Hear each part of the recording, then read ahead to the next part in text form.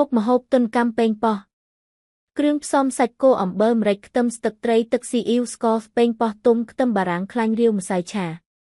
វិធីធ្វើសាច់គោត្រូវហាន់រួចចិញ្ច្រាំឲ្យល្អិតយកក្បាលដាក់អំបិលបន្តិចម្រេចខ្ទឹមស្បុកឲ្យម៉ត់ដាក់សាច់គោបុកចូលជាមួយឲ្យឡើងល្អិតសឹមបាដាក់ចានរួចរោយម្សៅបន្តិចច្របល់ឲ្យសព្វហើយសូនជាដុំមូលទ្រវែងទុកមួយអន្លើយកខ្ទះចាក់ខ្លាញ់ឲ្យច្រើនទុកឲ្យក្តៅដាក់សាច់ដែលបានសូននោះចៀនឲ្យឡើងក្រហមស្រង់ដាក់ក្នុងចានទុកប៉េងប៉ោះត្រូវលាងទឹកឲ្យស្អាតហាន់ជាបន្ទះស្ដើងហើយចិញ្ច្រាំឲ្យល្អិតរួចចាក់ដាក់ក្នុងចានទើបជ្រោយទឹកត្រីទឹកស៊ីអ៊ីវរោយស្ករភ្លក់មើលឲ្យល្មមយកខ្ទះដាក់ដាំម្ដងទៀតចាក់ខ្លាញ់បន្តិចបង់ខ្ទឹមចិញ្ច្រាំចូលឲ្យឡើង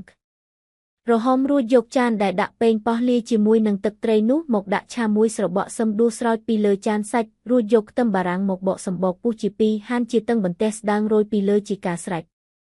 ត្រកូលសុខភាពគ្រឿងផ្សំត្រកួនសាច់ជ្រូកមានជាប់ខ្លាញ់បន្តិចទឹកស៊ីអូទឹកត្រីអំបិលទឹកខ្មេះខ្លាញ់រាវស្ករខ្ទឹមសក្រូចឆ្មា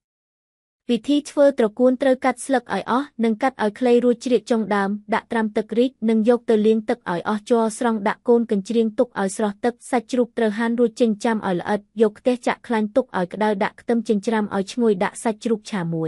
យស្របក់ចាក់ទឹកស៊ីអ៊ីវស្ករឆាឲ្យសព្វភ្លក់មើលឲ្យល្មមដួសដាក់ចានទុកយកត្បាល់ដាក់ខ្ទឹមសបុកឲ្យល្អិតរួចដាក់ស្ករចូលបុកលាយជាមួយឲ្យម៉ត់ត្បាល់ដាក់កូនចានរួចចិតក្រូចឆ្មាច្របាច់ឲ្យសព្វនិងជ្រោយទឹកខ្មេះលាយគ្នាឲ្យសព្វទុកមួយអន្លើដល់ពេលបរិភោគត្រូវយក